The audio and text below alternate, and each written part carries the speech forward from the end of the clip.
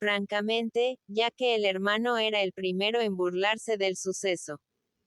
El rico Chueta se había visto dueño, al cobrar unos créditos, de una casa y valiosas tierras en un pueblo del interior de la isla. Al ir a tomar posesión de la nueva propiedad, los vecinos más prudentes le habían dado buenos consejos. Era muy dueño de visitar su hacienda durante el día, pero pernoctar en su casa. Nunca. No había memoria de que un Chueta hubiese dormido en el pueblo. Don Benito no prestó atención a estos consejos y se quedó una noche en su propiedad. Pero, apenas se metió en la cama huyeron los caseros. Cuando el amo se cansó de dormir saltó del lecho. Ni el más tenue resplandor entraba por las rendijas. Creía haber dormido 12 horas lo menos, pero aún era de noche. Abrió una ventana, y su cabeza tropezó cruelmente en la oscuridad. Intentó franquear la puerta, y no pudo. Durante su sueño el vecindario había tapiado todos los huecos y salidas, y el Chueta tuvo que salvarse por el tejado, entre las risotadas de la gente, que celebraba su obra. Esta broma solo era a guisa de advertencia. Si persistía en ir contra las costumbres del pueblo, alguna noche despertaría entre llamas. Muy bárbaro, pero gracioso, añadió el capitán. Mi hermano. Una buena persona. Un santo. Todos reían al oír estas palabras. Seguía tratándose con su hermano, aunque con cierta frialdad, y no hacía secreto de los agravios que tenía con él. El capitán Valls era el bohemio de la familia, siempre en el mar o en lejanas tierras, llevando una vida de solterón alegre. Bastante tenía para vivir. Y a la muerte del padre, su hermano se había quedado con los negocios de la casa, quitándole muchos miles de duros. Lo mismo que entre cristianos viejos. Se apresuraba a añadir Pablo. En esto de las herencias no hay razas ni credos. El dinero no conoce religión. Las interminables persecuciones sufridas por sus ascendientes irritaban a Valls. Todas las circunstancias eran buenas para atropellar a las gentes de la calle. Cuando los payeses tenían agravios con los nobles y bajaban los foráneos en bandas armadas contra los ciudadanos de Palma, el conflicto se resolvía asaltando unos y otros el barrio de los Chuetas, matando a los que no huían y robando sus tiendas. Si un batallón mallorquín recibía orden de marchar a España en caso de guerra, los soldados se amotinaban, salían del cuartel y saqueaban la calle. Cuando las reacciones sucedían en España a las revoluciones, los realistas, para celebrar su triunfo, asaltaban las platerías de los Chuetas, se apoderaban de sus riquezas y hacían hogueras con los muebles, arrojando a las llamas hasta los crucifijos. Crucifijos de antiguo judío, que forzosamente habían de ser falsos. ¿Y quiénes son los de la calle? Gritaba el capitán. Ya se sabe. Los que tienen la nariz y los ojos como yo. Pero hay muchos Chuetas que son romos y no presentan nada del tipo común. En cambio, cuantos que se tienen por caballeros rancios, de nobleza orgullosa, presentan una cara que ni la de Abraham y Jacob. Existía una lista de apellidos sospechosos para conocer a los verdaderos Chuetas. Pero estos mismos apellidos los llevaban cristianos viejos, y era el capricho tradicional el que separaba a unos de otros. Solo habían quedado marcadas por el odio popular las familias descendientes de los que fueron azotados o quemados por la Inquisición. El famoso catálogo de los apellidos estaba sacado indudablemente de los autos del Santo Oficio. Una felicidad el hacerse cristiano. Los abuelos achicharrados en la hoguera y los nietos marcados y malditos por los siglos de los siglos. El capitán perdía su tono irónico al recordar la historia horripilante de los Chuetas de Mallorca. Se coloreaban sus mejillas y brillaban sus ojos con fulgores de odio. Para vivir tranquilos, se habían convertido todos en masa en el siglo XV.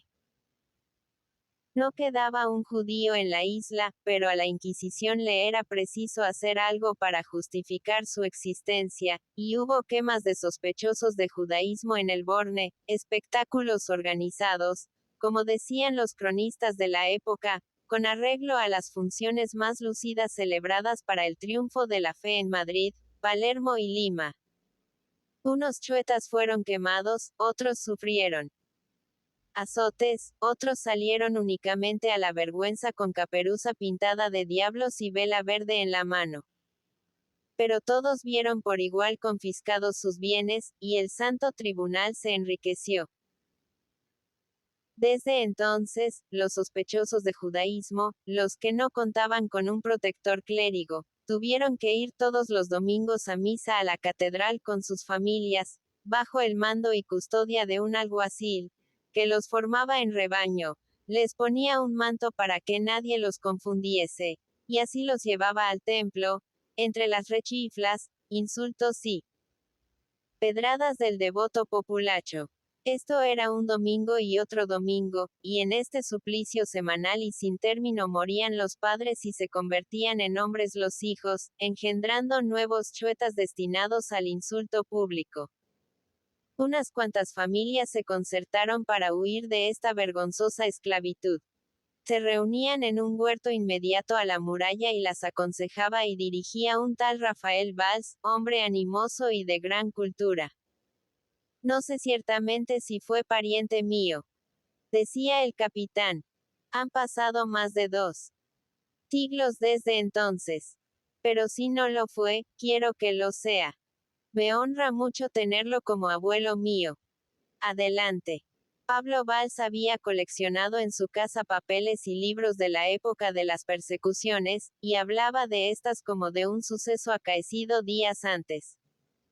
Se embarcaron hombres, mujeres y niños en un buque inglés. Pero un temporal lo volvió de nuevo a las costas de Mallorca, y los fugitivos fueron presos.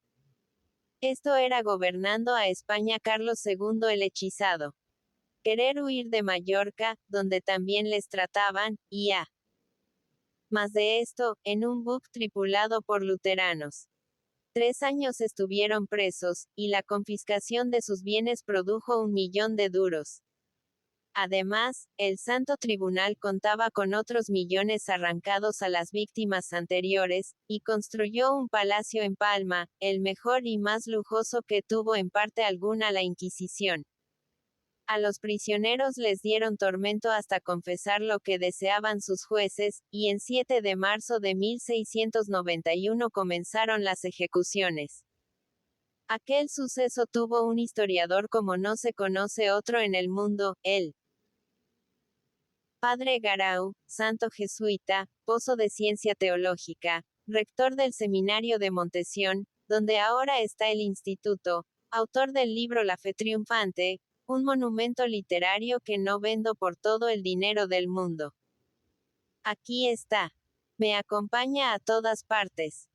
Y sacaba de un bolsillo La fe triunfante, librito encuadernado en pergamino, de antigua y rojiza impresión, que acariciaba con un cariño feroz. Bendito Padre Garau, encargado de exhortar y fortalecer a los reos, lo había visto todo de cerca, y se hacía lenguas de los miles y miles de espectadores que acudieron de los diversos pueblos de la isla para presenciar la fiesta, de las misas solemnes con asistencia de 38 reos destinados a la quema, del lujoso atavío de caballeros y alguaciles, jinetes en briosos corceles al frente de la procesión, y de la piedad del gentío, que prorrumpía otras veces en gritos de lástima cuando llevaban a la horca a un fascineroso, y permanecía mudo ante estos réprobos olvidados del Señor. En aquel día se mostró, según el docto jesuita, el temple de alma de los que creen en Dios y de los que le desconocen. Los sacerdotes marchaban animosos, dando gritos de exhortación sin cansarse. Los miserables reos iban pálidos, decaídos, y sin fuerzas. ¿Quién se vio de qué parte estaba la ayuda celeste? Los sentenciados fueron conducidos al pie del castillo de Beiber, para la quema final. El marqués de Leganés, gobernador del Milanesado, de paso en Mallorca con su flota, se apiadó de la juventud y belleza de una muchacha condenada a las llamas y pidió su perdón. El tribunal alabó los sentimientos cristianos del marqués, pero no quiso admitir su súplica. El padre Garau era el encargado de convencer a Rafael Valls, hombre de ciertas letras, pero al que inspiraba el demonio un desmedido orgullo, impulsándolo a maldecir a los que le condenaban a muerte, y sin querer reconciliarse con la Iglesia. Pero, como decía el jesuita, estas valentías, obra del malo, acaban ante el peligro y no pueden compararse con la serenidad del sacerdote que exhorta al reo. El padre jesuita era un héroe lejos de las llamas. Ahora verán ustedes con qué piedad evangélica relata la muerte de mi abuelo. Y abriendo Valls el libro por una página señalada, leía con lentitud. Mientras llegó solo el humo a él, era una estatua. En llegando la llama, se defendió, se cubrió y forcejeó como pudo, y hasta que no pudo más. Estaba gordo como un lechonazo de cría y encendióse en lo interior. De manera que aun cuando no llegaban las llamas, ardían sus carnes como un tizón. Y reventando por medio, se le cayeron las entrañas como a Judas. Creput medius diffusa sunt omnia viscera ejus. Esta lectura bárbara producía siempre efecto. Cesaban las risas, se entenebrecían los rostros, y el capitán Valls paseaba en torno sus ojos de ámbar, respirando satisfecho, como si acabase de alcanzar un triunfo, mientras el pequeño volumen volvía a ocultarse en su bolsillo.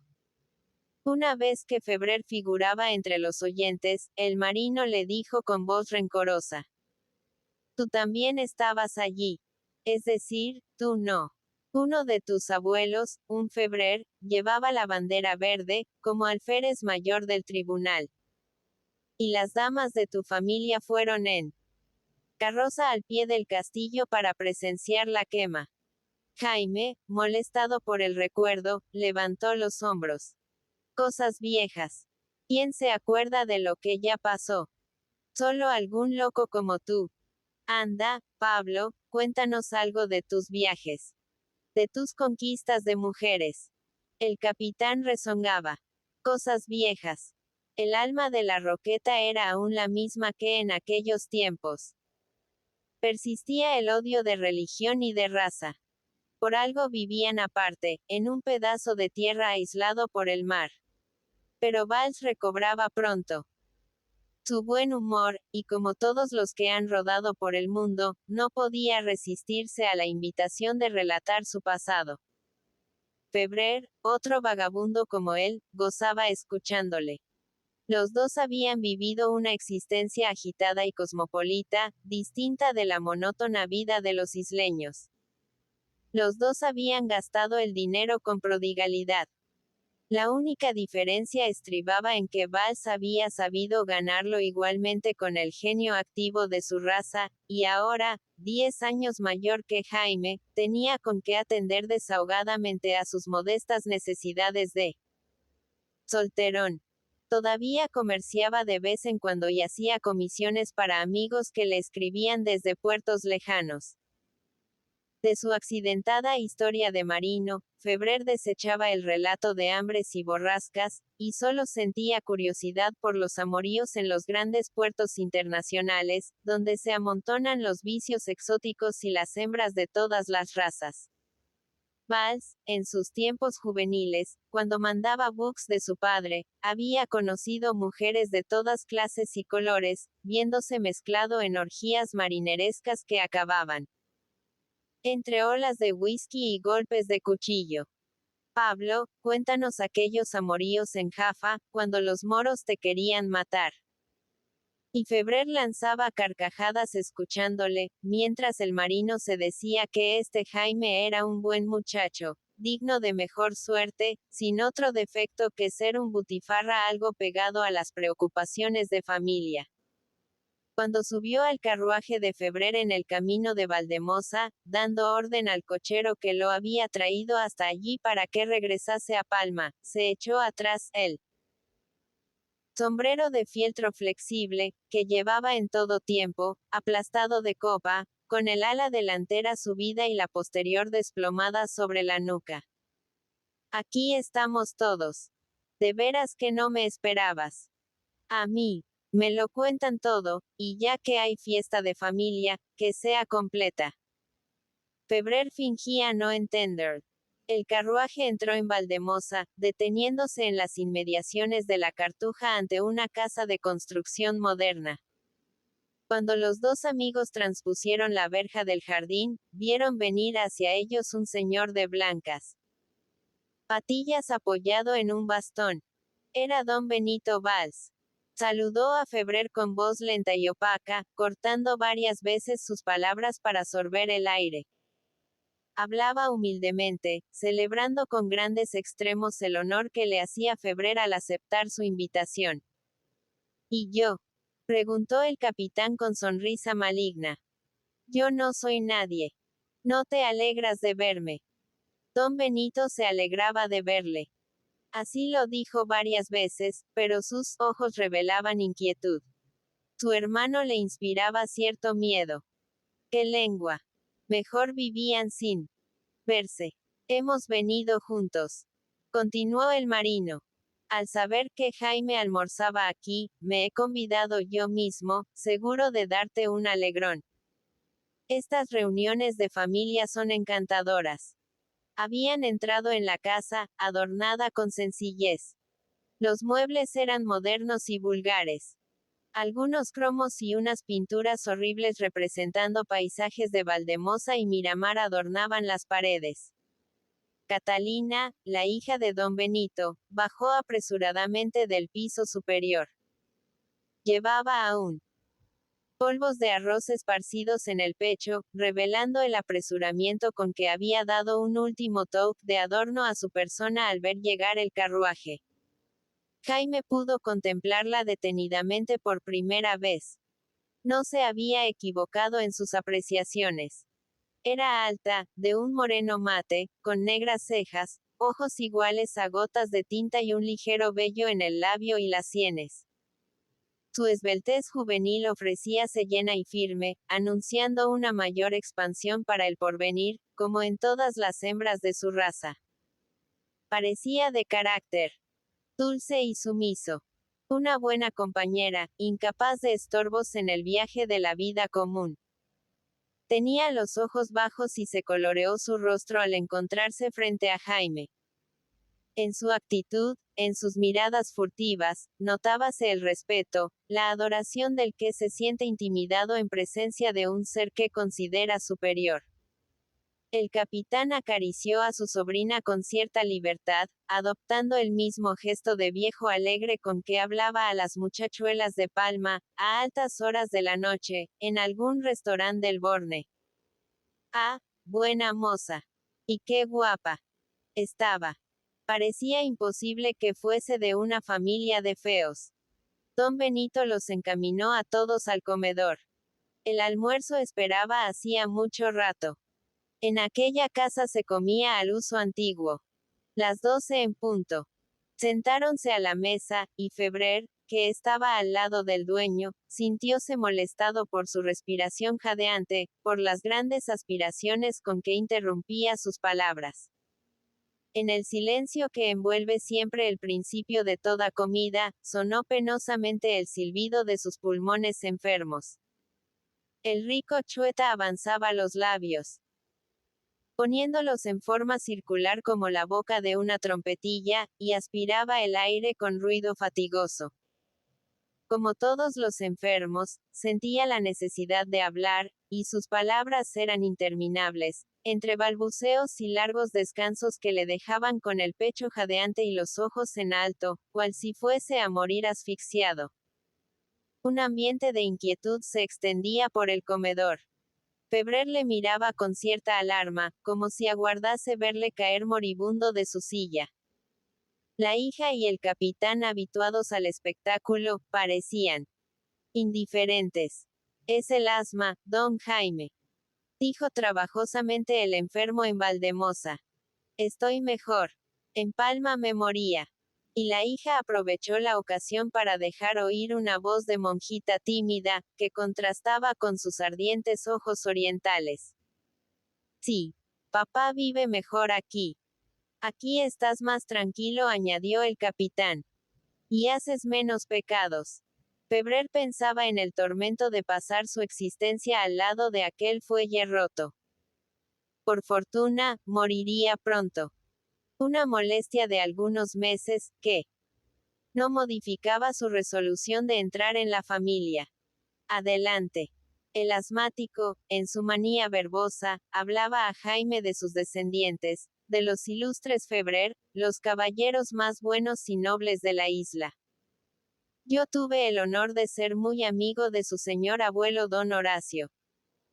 Febrer le miró asombrado. Mentira.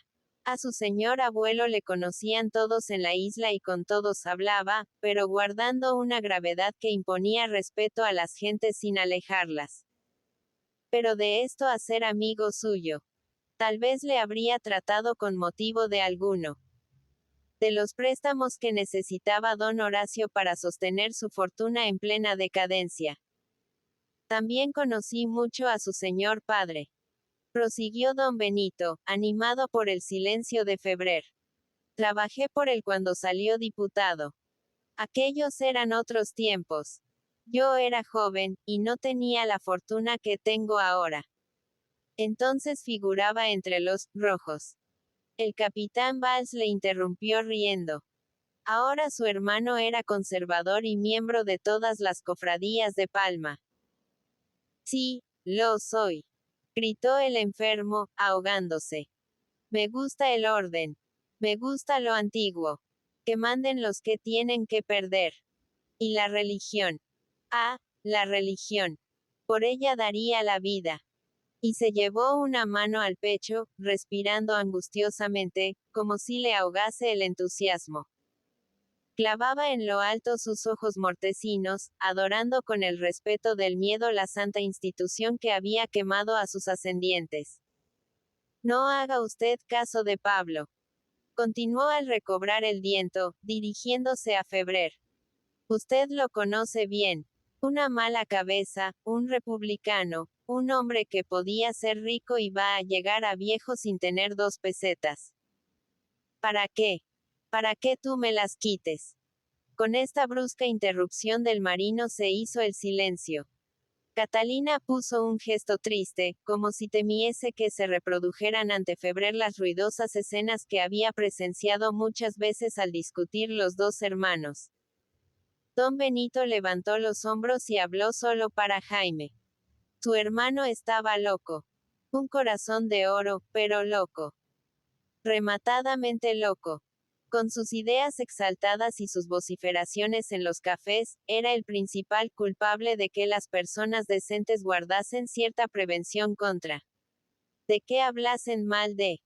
Y el viejo acompañaba sus truncadas expresiones con gestos humildes, evitando pronunciar la palabra chueta y nombrar la famosa calle. El capitán, con las mejillas coloreadas por el arrepentimiento de su acometividad, quería hacer olvidar las palabras anteriores, y comía vorazmente teniendo la cabeza baja. La sobrina rió de su buen apetito. Siempre que comía con ellos les admiraba por la capacidad de su estómago. Es que yo sé lo que es hambre, dijo el marino con cierto orgullo. Yo he sufrido hambre de verdad, hambre de la que hace pensar en la carne de los compañeros. Y lanzado por este recuerdo en pleno relato de sus aventuras marítimas, hablaba de los tiempos juveniles, cuando había sido, agregado, a bordo de una fragata de las que iban a las costas del Pacífico. Al empeñarse en ser marino. Su padre, el viejo Valls, autor de la fortuna de la casa, le había embarcado en una goleta de su propiedad que traía azúcar de La Habana. Aquello no era navegar. El cocinero le guardaba los mejores platos, el capitán no se atrevía a darle una orden, viendo en él al hijo del armador. Nunca sería un buen marino, duro y experto.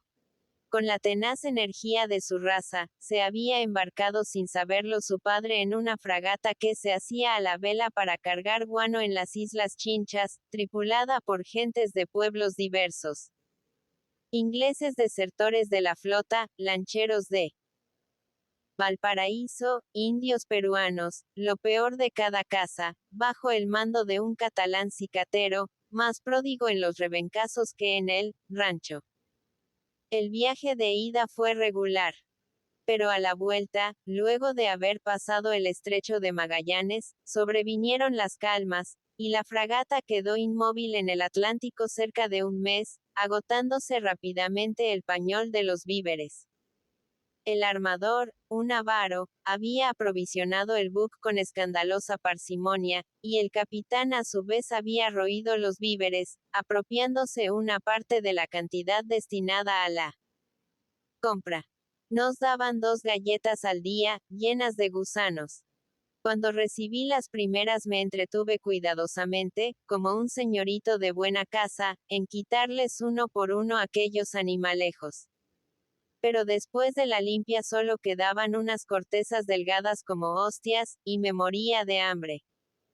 Luego, oh, tío, protestó Catalina, adivinando lo que iba a decir y repeliendo el tenedor y el plato con un gesto de repugnancia. Luego, continuó el marino, impasible. Suprimí la limpieza y me las tragué enteras. Bien es verdad que comía de noche. Muchas que hubiese tenido, muchacha. Al final solo nos daban una por día, y cuando llegué a Cádiz hube de estar sometido muchos a caldo, para que mi estómago se arreglase. Al terminar el almuerzo, Catalina y Jaime salieron al jardín. El mismo don Benito, con aires de patriarca, bondadoso, ordenó a su hija que acompañase al señor de Febrer para mostrarle unos rosales de exótica variedad que él había plantado. Los 2 hermanos quedaron en la habitación que servía de despacho, viendo a la pareja que paseaba por el jardín y acabó sentándose en 2 sillones de junco a la sombra de un árbol. Catalina contestaba a las preguntas de su acompañante con una timidez de doncella cristiana santamente educada, adivinando el propósito oculto bajo sus palabras de vulgar galantería. Aquel hombre venía por ella, y su padre era el primero en aceptar este deseo. Cosa hecha. Era un Febrer, y ella iba a decirle, sí. Recordó sus años infantiles en el colegio. Rodeada de niñas más pobres que aprovechaban todas las ocasiones para molestarla, por envidia a su riqueza y por un odio aprendido de sus padres. Era la chueta. Solo podía juntarse con las de su raza, y aun estas, ansiosas de congraciarse con el enemigo, se traicionaban mutuamente, sin energía ni cohesión para la defensa común. A la hora de salida, las chuetas se marchaban antes, por indicación de las monjas, para evitar los insultos y ataques de las otras alumnas al verse juntas en la calle. Hasta las criadas que acompañaban a las niñas emprendían peleas, asumiendo los odios y preocupaciones de sus amos. También en las escuelas de niños los chuetas salían antes, huyendo de las pedradas y correazos de los cristianos viejos. La hija de Valls había sufrido los tormentos del alfilerazo traidor, del arañazo oculto, del golpe de tijera en la trenza, y luego, al ser mujer, el odio y el desprecio de sus antiguas compañeras le había seguido en la vida, amargando sus placeres de mujer joven y rica. ¿Para qué ser elegante? En los paseos solo la saludaban los amigos de su padre. En el teatro no veía visitado su palco más que por gentes procedentes de la calle. Con uno de ellos tendría que casarse, como se habían casado su madre y sus abuelas. La desesperación y el misticismo de la adolescencia la habían arrastrado hacia la vida monjil. Su padre estuvo próximo a ahogarse de pena. Pero la religión, aquella religión por la que deseaba dar la vida, Aceptó don Benito lo del monjío en un convento de Mallorca, donde él pudiera ver a su hija todos los días. Pero ningún convento quiso abrir sus puertas para ella. Las superioras, tentadas por la fortuna del padre, que acabaría por pasar a la comunidad, mostrábanse transigentes y buenas. Pero los rebaños monásticos alborotábanse ante la idea de recibir en su seno a una de la calle, y no humilde ni resignada para soportar la superioridad de las otras, sino rica y soberbia. Cuando, empujada de nuevo hacia el mundo por esta resistencia, no sabía qué pensar de su porvenir y vivía como una enfermera junto al padre, ignorando cuál podría ser su suerte, volviendo la espalda a los jóvenes chuetas que mariposeaban en torno de ella atraídos por los millones de don Benito, presentábase el noble Febrer, como un príncipe de cuento de hadas, para hacerla su esposa. ¡Qué bueno es Dios! Se veía en aquel palacio inmediato a la catedral, en el barrio de los nobles por cuyas estrechas calles de pavimento azul y silencioso pasan los canónigos durante las horas dormidas de la tarde, atraídos por la campana de coro. Se veía en un carruaje lujoso por entre los pinos de la montaña de Beiber o a lo largo del muelle, con Jaime al lado de ella, y gozaba pensando en las miradas de odio de sus antiguas compañeras, que no solo le envidiarían su riqueza y su nuevo rango, sino la posesión de aquel hombre al que lejanas aventuras y una vida agitada habían proporcionado cierta aureola de terrible seducción, deslumbradora y fatal para las tranquilas señoritas de la isla. Jaime Febrer. Catalina le había visto siempre de lejos. Pero cuando entretenía su aburrida soledad con una lectura incesante de novelas, ciertos personajes, los más interesantes por sus aventuras y sus audacias, le hacían pensar siempre en aquel noble del barrio de la catedral que andaba por el mundo con mujeres elegantes disipando su fortuna. Y de pronto su padre le hablaba de este personaje extraordinario, dando por seguro que iba a ofrecerle su nombre, y con él la gloria de sus ascendientes, que habían sido amigos de reyes. No sabía ella si era amor o gratitud, pero un sentimiento de ternura que empañaba sus ojos la impelía hacia aquel hombre. ¡Ay! ¿Cómo iba a quererlo? Y escuchaba como un zumbido dulce sus palabras. Sin saber ciertamente qué decía, embriagándose con su música, pensando al mismo tiempo en el porvenir que rápidamente se había abierto ante ella, como una salida de sol que rasga las nubes.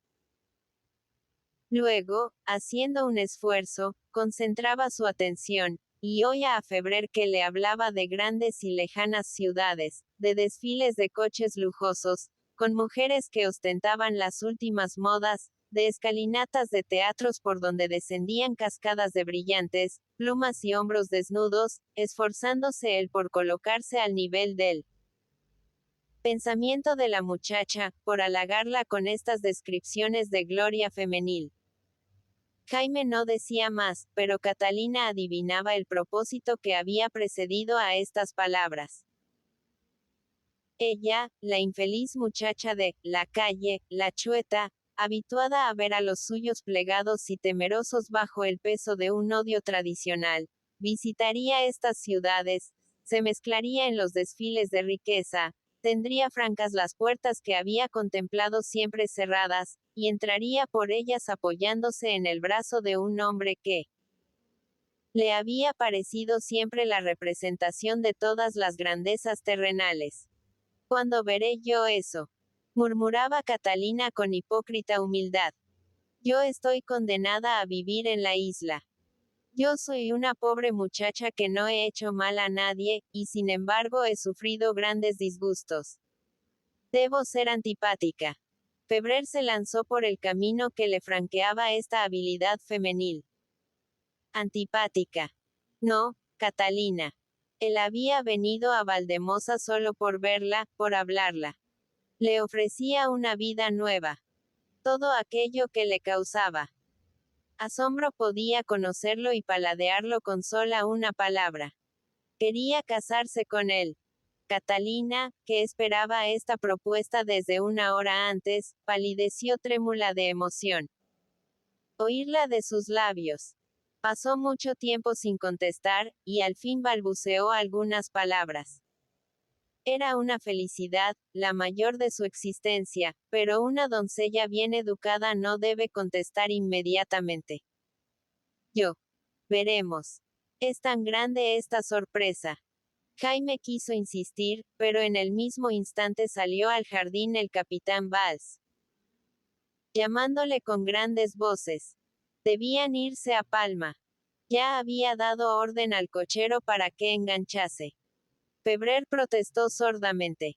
¿Con qué derecho se mezclaba aquel entrometido en sus asuntos? La presencia de don Benito cortó su protesta. Bufaba angustiosamente, con el rostro congestionado. El capitán se movía con hostil nerviosidad, protestando de la tardanza del cochero. Adivinábase que los hermanos acababan de sostener una discusión violenta. El mayor miró a su hija, miró a Jaime, y pareció serenarse al adivinar que los dos se habían entendido. Don Benito y Catalina les acompañaron hasta el carruaje. El asmático cogió una mano de Febrer entre las suyas con vehemente apretón.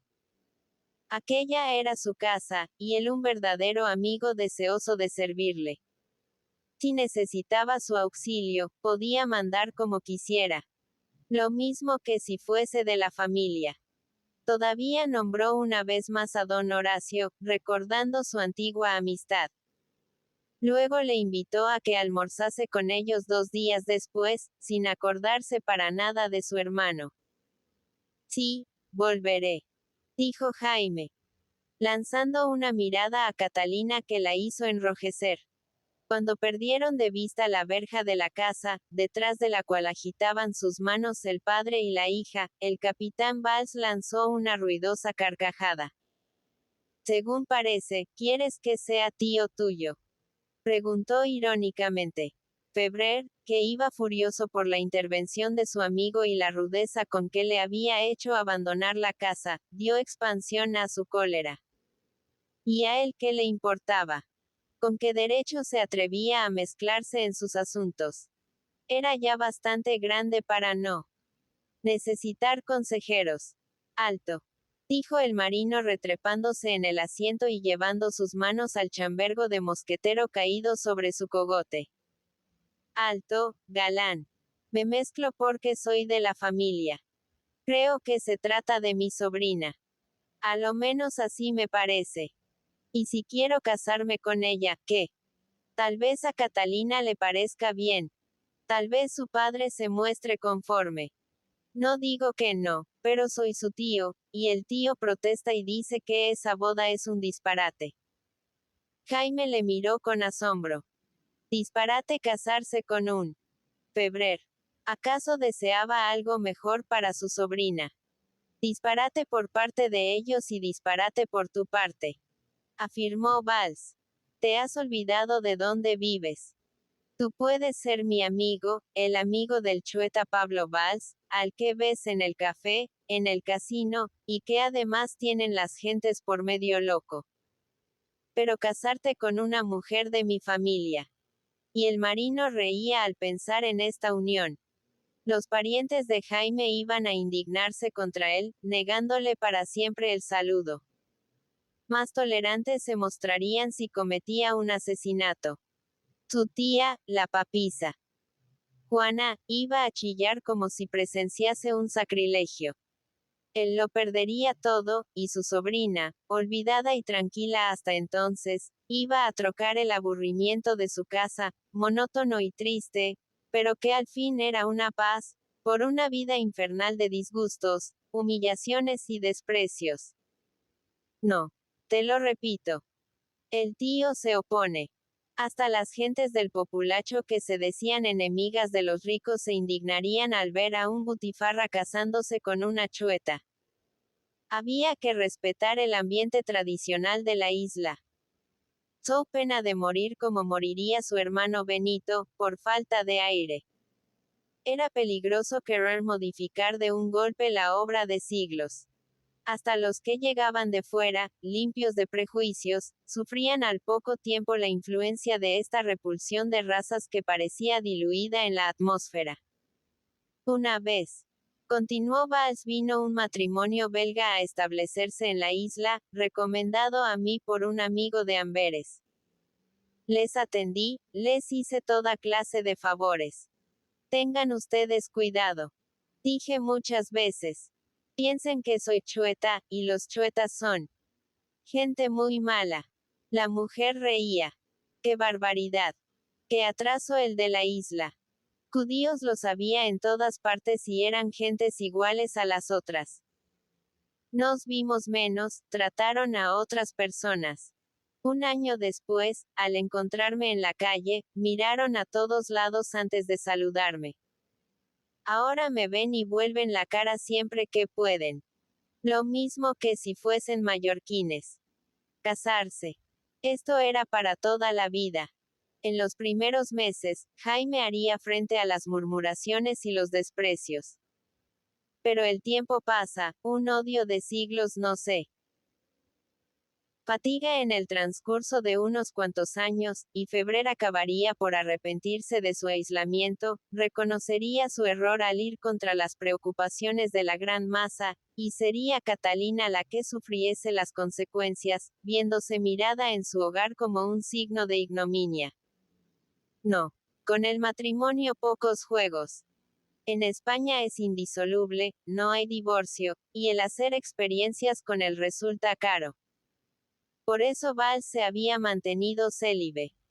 Febrer, irritado por estas palabras, apeló al recuerdo de las ruidosas propagandas que hacía Pablo contra los enemigos de los chuetas. Pero tú no deseas la dignificación de los tuyos.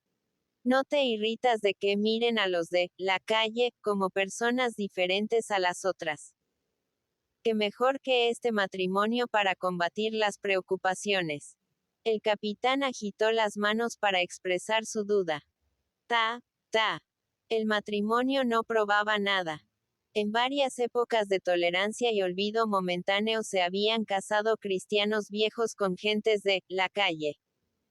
En la isla habían muchos que revelaban por sus apellidos estas mezclas. ¿Y qué? El odio y la separación continuaban lo mismo. Lo mismo no. Un poco más amortiguados que en otros tiempos, pero latentes aún. Los que habían de acabar con esta situación eran la cultura de la gente, las costumbres nuevas, y esto resultaba obra de años si no se conseguía con un matrimonio. Además, los ensayos eran peligrosos y causaban víctimas. Si él tenía empeño en hacer la experiencia, podía escoger a otra que no fuese su sobrina. Y Valls sonrió irónicamente al ver los gestos negativos de Febrer. ¿Estás acaso enamorado de Catalina?, preguntó. Los ojos de ámbar del capitán, maliciosos y fijos en Jaime, no le permitieron mentir. Enamorado. Enamorado no. Pero no era indispensable el amor para casarse. Catalina era simpática, podía ser una excelente esposa, una agradable compañera. Pablo extremó más aún su sonrisa. Hablemos como buenos amigos, conocedores de la vida. Mi hermano te es más simpático que su hija. Él se encargará indudablemente de arreglar tus asuntos. Llorará al ver el dinero que le cuestas. Pero tiene la manía del nombre, respeta y adora lo antiguo, y pasará por todo. Mas no te fíes, Jaime. Es el tipo de esos judíos que salen en las comedias con un bolsón de oro, ayudando a las gentes en una mala hora, para exprimirlas después. Esos son los que desacreditan a mi raza. Yo soy otra cosa.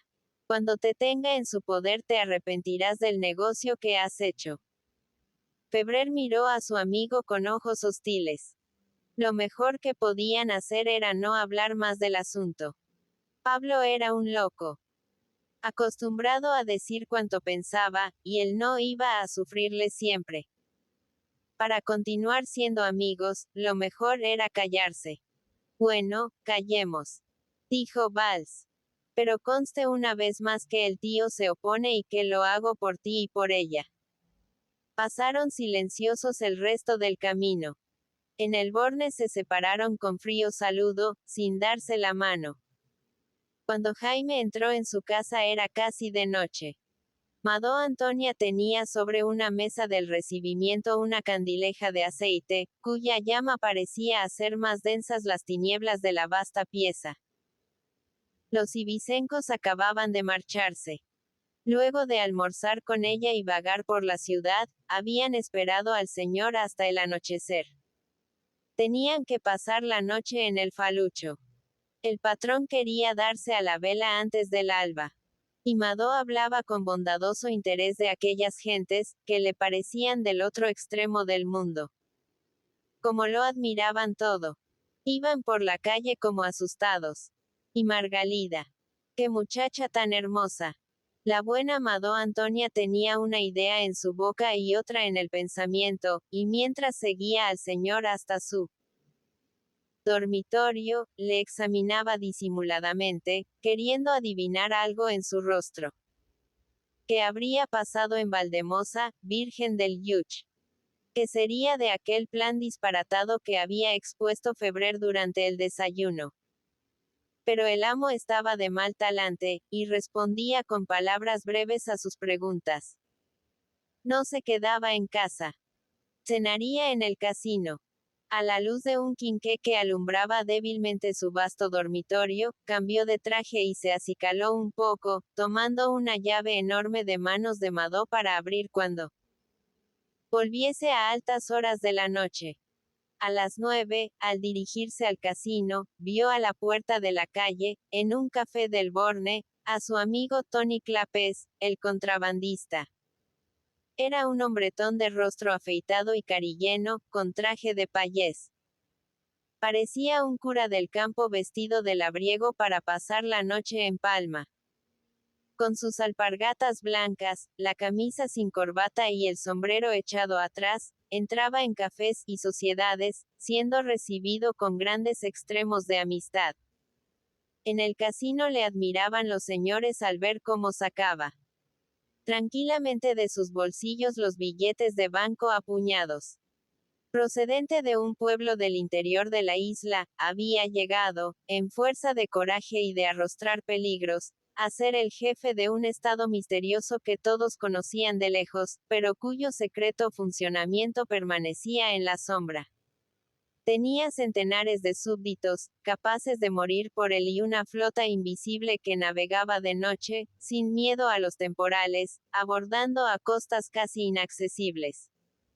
Las preocupaciones y peligros de estas empresas no se traslucían nunca en su rostro jovial y sus ademanes generosos. Solo se mostraba triste cuando pasaban varias semanas sin que él recibiese noticias de alguna barca salida de Argel en pleno mal tiempo. Perdida. Decía a sus amigos. La barca y el cargamento importan poco. Iban 7 hombres en ella, y yo también he navegado así. Procuraremos que a las familias no les falte el pan. Otras veces, su tristeza era fingida, y al expresarla fruncía irónicamente sus labios. Una escampavía del gobierno acaba de apresarme una barca. Y todos reían, sabiendo que Tony dejaba algunos meses que le cogiesen una embarcación vieja con algunos bultos de tabaco, para que sus perseguidores pudieran ostentar de este modo un triunfo. Cuando había epidemia en los puertos de África, las autoridades de la isla, impotentes para guardar un litoral extenso, llamaban a Tony, apelando a su patriotismo de mallorquín, y el contrabandista prometía cesar momentáneamente en sus navegaciones o cargaba en otro punto para evitar el contagio. Febrer tenía con este hombre rudo, alegre y generoso, una confianza fraternal. Muchas veces le había contado sus apuros para buscar el consejo de su astucia campesina. Él, que era incapaz de solicitar un préstamo de sus amigos del casino, aceptaba el dinero de Tony en momentos difíciles, dinero del que no parecía acordarse más el contrabandista. Al encontrarse se estrecharon la mano. ¿Has estado en Valdemosa? Tony sabía ya su viaje, gracias a la facilidad con que circulan las más insignificantes noticias en el ambiente monótono y calmoso de una ciudad provinciana ávida de curiosidades. Algo más cuentan, dijo Tony en su mallorquín de campesino. Algo que me parece mentira. Dicen que te casas con la atlota de don Benito Valls. Febrer, admirado de que se supiesen tan pronto sus propósitos, no se atrevió a negar. Sí, era cierto. Solo a Tony quería confesarlo. El contrabandista hizo un gesto de repulsión, al mismo tiempo que sus ojos, acostumbrados a las mayores sorpresas, revelaban asombro. Haces mal, Jaime. Haces mal. Lo decía gravemente, como si estuviera tratando un asunto solemne. El butifarra tuvo con aquel amigo una confianza que no hubiera osado con ningún otro. Pero si estoy arruinado, querido Tony. Si nada de lo que tengo en mi casa es ya mío. Si los acreedores solo me respetan por la esperanza de este matrimonio. Tony siguió moviendo la cabeza negativamente. El rudo payés, el contrabandista burlador de las leyes, parecía estupefacto por la noticia. De todos modos, haces mal. Debes salir de tus apuros como puedas, pero de otra manera. Los amigos te ayudaremos. Casarte tú con una chueta. Se despidió de él con un vigoroso apretón de manos, como si le viese marchar hacia un peligro de muerte. Haces mal. Piénsalo. Dijo con tono de reproche. Haces mal, Jaime. Cuando Jaime se metió en su cama, 3 horas después de la medianoche, creyó ver en la oscuridad del dormitorio los rostros del capitán Valls y de Tony Clapés. Parecían hablarle, lo mismo que en la tarde anterior. Me opongo, repetía el marino con risa irónica. No hagas eso, aconsejaba el contrabandista con gesto grave. Había pasado la noche en el casino, silencioso y malhumorado bajo la obsesión de estas protestas. ¿Qué tenía su proyecto de extraño y absurdo para que lo repeliese aquel chueta, a pesar de constituir un honor para su familia, y aquel payés rudo y falto de escrúpulos, que vivía casi fuera de la ley? Era cierto que en la isla este matrimonio iba a producir escándalos y protestas. Pero ¿y él? No tenía derecho a buscar su salvación por cualquier medio. ¿Era acaso una novedad que gentes de su clase intentasen rehacer su fortuna por medio de un casamiento? Y los dukes y príncipes que buscaban el oro en América dando su mano a hijas de millonarios de origen más censurable que don Benito. ¡Ay! Aquel loco de Pablo Valls tenía en parte razón. Esas alianzas podían ser en el resto del mundo, pero Mallorca, la amada Roqueta, tenía un alma. Todavía viva, el alma de otros siglos, cargada de odios y preocupaciones. Las gentes eran tales como habían nacido, tales como fueron sus padres, y así habían de seguir en el ambiente inmóvil de la isla, que no lograban conmover lejanas y tardas ondulaciones venidas de fuera. Jaime se agitaba inquieto en su lecho. No tenía sueño. Los Febrer. Qué pasado tan glorioso. Y cómo gravitaba sobre él este pasado, como una cadena de esclavitud que aún hacía más triste su miseria. Había pasado muchas tardes en el archivo de la casa, la pieza inmediata al comedor, registrando legajos apilados en armarios con puertas de alambre, a la luz suave que se filtraba por las persianas de los huecos. Polvo y papel viejo que había que sacudir para que no lo devorasen las polillas. Bárbaras cartas de navegación, con erróneos y caprichosos perfiles, que habían servido a los Febrer en sus primeras travesías comerciales. Por todo esto apenas si le darían con qué comer unos días. Y sin embargo, la familia había peleado durante siglos para hacerse digna de tal depósito y aumentarlo. ¡Cuánta gloria muerta! La verdadera fama de los suyos, rompiendo los límites de la historia de la isla, comenzaba en 1541 con la llegada del gran emperador. Una armada de 300 velas, con 18.000 hombres de desembarco, se juntaba en la bahía de Palma para ir a la conquista de Argel. Estaban allí los tercios españoles mandados por Gonzaga, los alemanes regidos por el duque de Alba, los italianos acaudillados por Colonna, 200 caballeros de Malta, a cuyo frente marchaba el comendador don Príamo Febrer, el héroe de la familia, y toda la flota navegaba bajo la dirección del gran marino Andrés Doria. Mallorca acogía con fiestas mitológicas al señor de las Españas y las Indias, de Alemania e Italia, gotoso ya, y roído por otras dolencias. La mejor nobleza de Castilla seguía al emperador en esta santa empresa, alojándose en las casas de los caballeros mallorquines. La de Febrer recibía como huésped a un noble improvisado, recién salido de la nada, cuyas lejanas hazañas y visibles riquezas inspiraban entusiasmos y murmuraciones. Era el marqués del Valle de Oaxaca, don Hernán Cortés, que había conquistado México y venía en la expedición ansioso de medirse con los antiguos nobles de la Reconquista, ahora sus iguales, en una galera equipada a su costa, acompañado de sus hijos don Martín y don Luis. Una magnificencia real envolvía al lejano conquistador, dueño de fantásticas riquezas. Adornando el puente de su galera llevaba 3 esmeraldas enormes, valuadas en más de 100.000 ducados. Una tallada en forma de flor, otra en forma de pájaro y otra de campanilla, a la que servía de badajo una perla gruesa. Con él iban servidores que habían estado en tan lejanas tierras, adoptando sus extraños usos.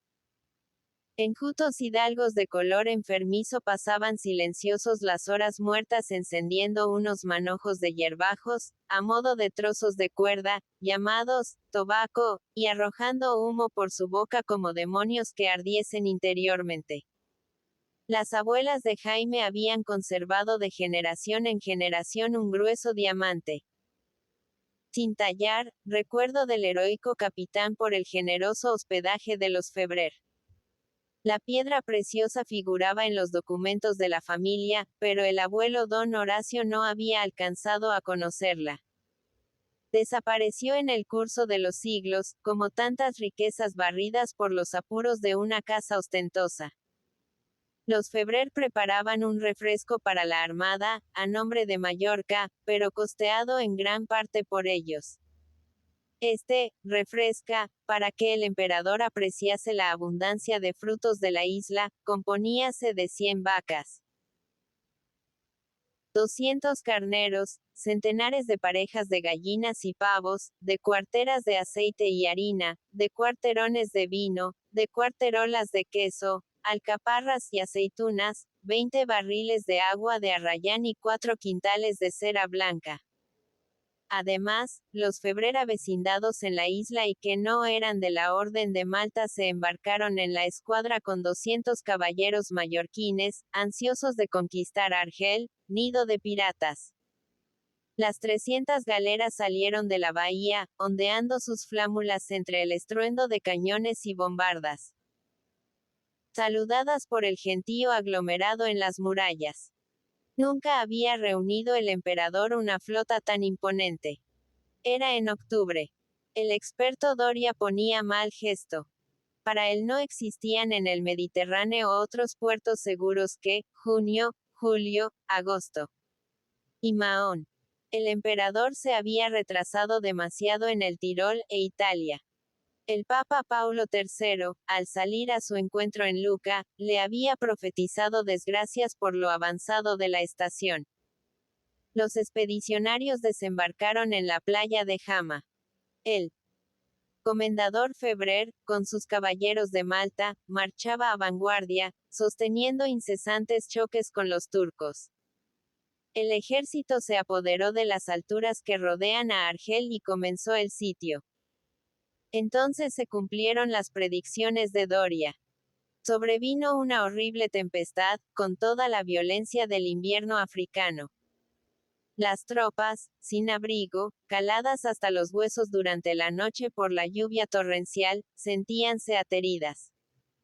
Un viento furioso obligaba a los hombres a mantenerse tendidos en el suelo. Al amanecer, los turcos, aprovechando esta situación, cayeron por sorpresa sobre el ejército, que casi se desbandó. Pero estaba allí el comendador Príamo, demonio de la guerra, insensible al agua y al fuego, duro, malicioso y despreciador de la fatiga, que contuvo el empuje enemigo con un puñado de sus caballeros. Españoles y alemanes se rehicieron, y los turcos se replegaron, perseguidos por los sitiadores, hasta las mismas murallas de Argel.